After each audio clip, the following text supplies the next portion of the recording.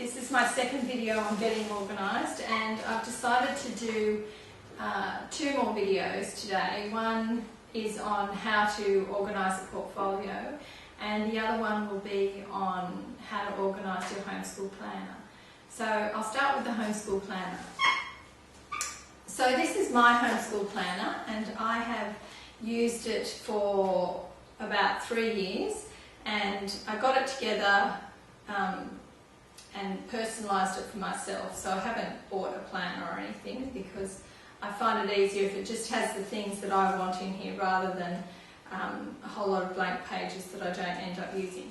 So what I did is I bought one of these three-ring binders at Officeworks, and I really like these because they have plastic sleeves in the front, and you can just slip your own paper, scrapbooking paper in, pick something pretty that you like. You need 2 sheets, and you can stick one on the spine and one on the back, and it's just your own personal planner, which it's not for the kids, it's not the kids' planner, but it's your planner, and you can use it for all your homeschool planning. So the first thing you need to do when you get your planner is you need to have some pages to put into it. So we sell through Homeschooling Down Under our Pretty Planner pages, and if you use those, you just can pick the ones you want and print them off, and then you can add them into your planner. You probably won't need all of the pages that are in it, you just pick what you particularly like. So in my one, I've also got a whole lot of dividers that I use. So the first thing I find that I need is my calendar. So I get my calendar and I go through and I highlight the terms that I'm doing. So in Australia, a school term lasts for, if public school, they're 41 weeks, and private schools are usually about 38 weeks. So I sort of budget between 9 and 10 weeks for our homeschool week, and now I have kids going to university as well, so I actually end up putting in the university terms as well because they're the ones I can't change, but I can change the homeschool terms. So I highlight all the terms, and then I put in the important dates like Easter, when there's particular tests that my kids have to do, if we're going on a holiday. So I put in all the things that we can't change, and then down the side I label all the school terms. So I count down. So this year I'm planning on starting on the 27th of January, so I put that's week 1. And then I number all the way to week 9, which stops me at Easter. And then I start the next term writing them all in. So that's the first thing I put. Then I have a book list section. And in this book list section, I write all the books that I want to buy, or that I've heard about, or that I've seen.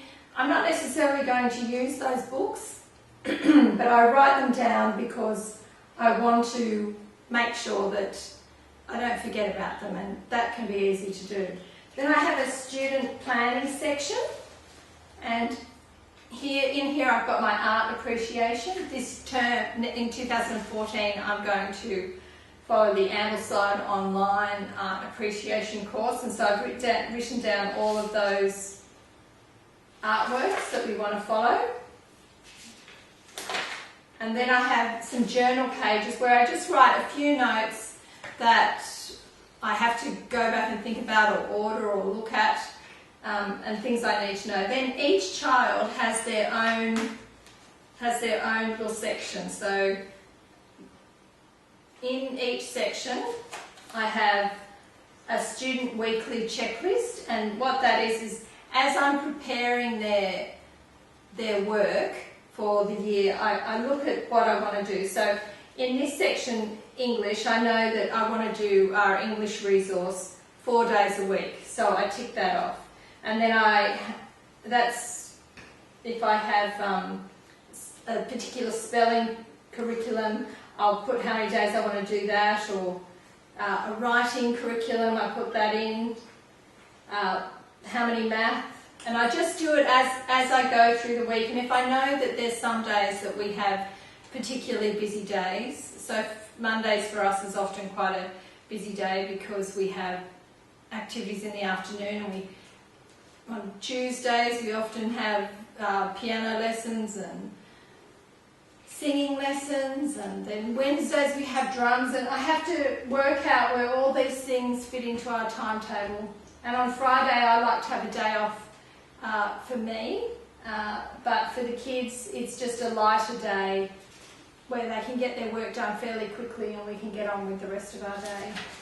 So then I have my student planning pages. So as I sit down and think about what I want to do for the year, I get a student planning page, and I sit down, I write down all of the subjects that I'm going to cover, and I write in what resources I'm going to use for those subjects.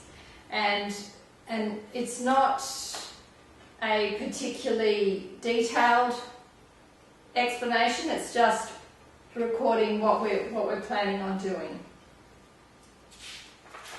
And then now in New South Wales we're required to list our outcomes. So I have on my website I've put together a whole lot of outcomes that you can download yourself. If you go onto the scope and sequence page, you can see all the outcomes there. And I just print those off and add those into my planner because they're not really for the kids to look at, they're just for me to look at, and I put them in and I write down what I'm planning on doing, and then I write in what the resources are, and I can check them off as the year goes through. So with some subjects I've already covered some of the topics. So I put in what topics I've covered and what things I'm planning on doing. That's the science one. So I do that for each child. So I haven't started on Sarah's one yet. And but I have written in what subjects I want to do for science, geography, history, maths and English. So I put those in, and then I do the timetable afterwards. Then I've got a few other sections here. I've got articles to read. So sometimes you get something that you want to read and you haven't got time, so you can pop it in there, and when you get time you can read it. You might download it off the internet or something like that. Then I've got a section here, projects on the go. So next term we're going to be doing an ancient China history study, and so I've started writing down the things I need to know about ancient China because I actually know nothing about it, and that is part of my thing. Then I've got useful charts. I haven't got any useful charts at the moment. Some teaching helps. So here, things that the kids often need, but they don't keep with them all the time. So when we're doing Roman numerals, they always seem to need a bit of a refresher on those. Or excess calendars I've got. So I put all those things. I've also got a chore chart of things that I want cleaned, but to be honest, I tend to have it there to make me feel better, but I tend not to follow it. Now sometimes I need to put a more specific timetable together in a subject. So this term I wanted to get through this book in one term.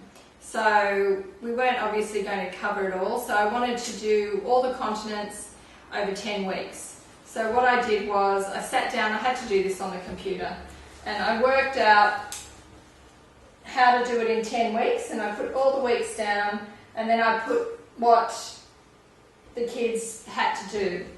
And then I actually stick it in the book. So I don't use it in my planner, I stick it in their book, and I also stick one in their portfolio.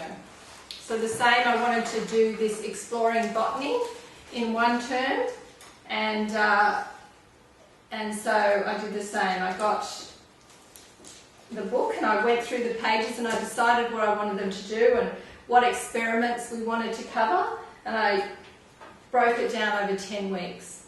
And then I can keep those things in my planner or or stick them in the book, but I find it works best if I stick it in the book so the kids always have it with them. So that's really how I organise my planner, and I'm fairly simple in the way that I do it. If I ever come across another planning sheet, you know, that someone's put together, I think, oh, I'll add that to my planner. And so it's not just the pretty planner that I've got in here, it's other people's helps that they've given me as well, and encouraging things, and all of those extra little things that you don't have anywhere to put, I can put in here as well. But I clean it out at the end of the year. I look at some of the ideas that I've not got round to, and I make sure I plan them in for the next year. So I hope that that helps you to organise your own planner. Oh, now have a look at Homeschooling Down Under for more ideas, and watch my next video on how to put a portfolio together.